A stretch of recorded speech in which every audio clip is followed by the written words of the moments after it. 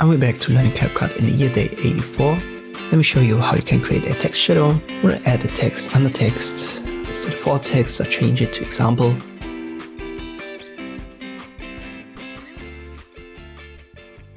And when you scroll down, you will find the shadow, but only, you can see it here on the top right, when it says text basic. When it says video basic, simply left click on the text element in the timeline. And then it should say text basic. Check the box.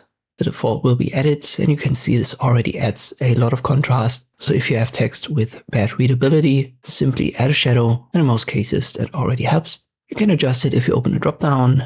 For example, give it a different color. I'll stay to black in this example.